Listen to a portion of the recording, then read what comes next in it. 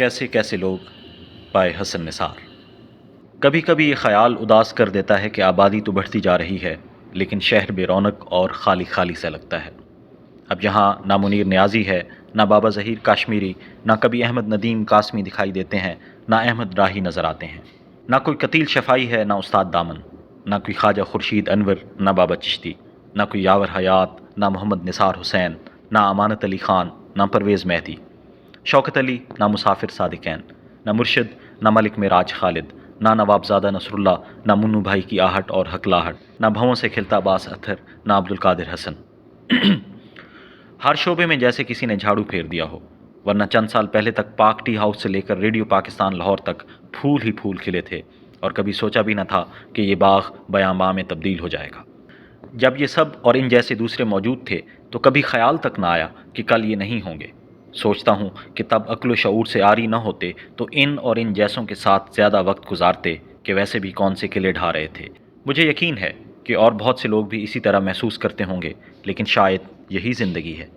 दुख है तो इस बात का कि आज इन जैसों के सायों जैसे लोग भी दिखाई नहीं देते। लेकिन फिर वही बात कि नस्लें और फसलें यूं ही कटती और उगती रहती हैं।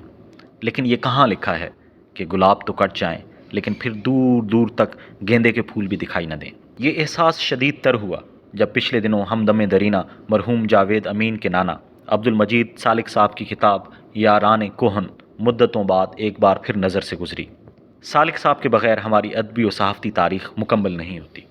उनके फ़र्जंद अब्दुस्सलाम खुर्शीद मरहूम भी सहाफ़त में संग मील की सी हैसियत रखते हैं। एक ज़माना था जब उनके कालम अफ़कार व हवादिस के डंके बजते थे। तहज़ीब निस्वां फूल कहकशां के एडिटर रहे। 1920 में ज़मींदार की इदारत संभाली और फिर 1959 में दुनिया से रुखसत हो गए, लेकिन कई शाहकार छोड़ गए, जिनमें उनकी खुद नविश्त सरगुज़श्त और यारान कोहन भी शामिल है, जिसने ये कालम लिखने पर उकसाया, वरना हालात हाजरा से तो घिन और उबकाई आने लगी है। ये किताब पहली बार 1953 में शाया हुई। ऐसी खाका निगारी भी हमारे अदब में खाल खाल ही दिखाई देती है, और खाके भी किनके, अल्लामा इकबाल रहमतुल्लाह अलैह से लेकर मौलाना अब्दुल कलाम आज़ाद तक, मौलाना ज़फ़र अली ख़ान से लेकर आगा हशर काश्मीरी तक, मौलाना हसरत मोहानी से लेकर ख्वाजा हसन निज़ामी तक, ताजवर नजीब आबादी से लेकर चराग हसन हसरत और डॉक्टर MD तासीर तक। सुबहान अल्लाह। अल्लामा इकबाल के बारे में लिखते हैं, मैंने मुतअद्दिद बार डॉक्टर साहब को आम मजमों में नज़में सुनाते देखा। अंजुमन हमायत इस्लाम के चंद जलसों के अलावा जवाब शिकवा मोची दरवाज़े के बाहर बाग में और तलाबलुस के शहीदों का लहू बादशाही मस्जिद में पढ़ी गईं। नज़मों को तरन्नुम से पढ़ने का शुआर सबसे पहले डॉक्टर साहब ही ने इख्तियार किया था।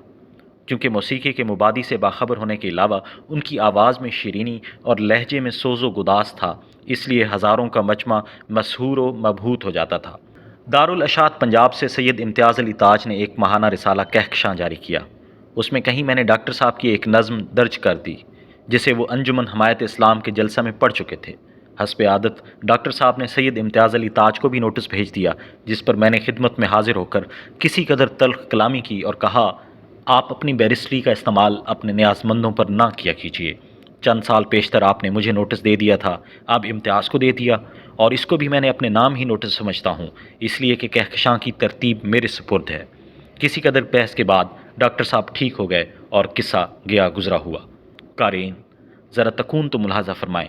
अल्लामा इकबाल, इम्तियाज़ अली ताज और अब्दुल मजीद सालिक मौलाना अब्दुल कलाम आज़ाद बारे लिखते हैं, मौलाना शिबली नौ उम्र अब्दुल कलाम आज़ाद की इल्मियत से इस कदर मुतासिर हुए कि इन्होंने अल नदवा की इदारत उन्हें सौंप दी। मौलाना की नौ उम्री की वजह से अक्सर बुज़ुर्गों को यकीन ना आता था कि जो फ़ाज़िल जलील अल नदवा में मज़ामीन लिखता है वो यही लड़का है, बल्कि मौलाना हाली तो एक बार उन्हें मौलाना अब्दुल कलाम आज़ाद का साहिबजादा समझ बैठे और बाद में बेहद हैरत और नदामत का इज़हार किया था। मौजूदा सदी के अशरा दोम के आगाज़ में मौलाना अब्दुल कलाम आज़ाद और उनका सहीफ़ा अल हिलाल इस शान व शौकत से सहाफ़त के उफ़क़ पर जलवागर हुए कि मुल्क भर की आँखें खीरा हो गईं। 1912 में मौलाना अब्दुल कलाम आज़ाद लाहौर आए। मोची दरवाज़ा के बाहर बाग में हज़ार का मजमा हुआ, जिसमें मौलाना ने बेनज़ीर तकरीर की। बेरीश बरोत सुर्ख सफ़ेद चेहरा, बड़ी बड़ी सुखन गो आँखें, हरकात व सकनात शीरीं और संजीदा, खिताबत के कमालात और ज़ुबान व अदब के महासिन, इन सब ने मिलकर मजमा को मशहूर कर रखा था। और मौलाना से मेरी शफ्तगी और फ़रिफ्तगी तो कोई हद न थी।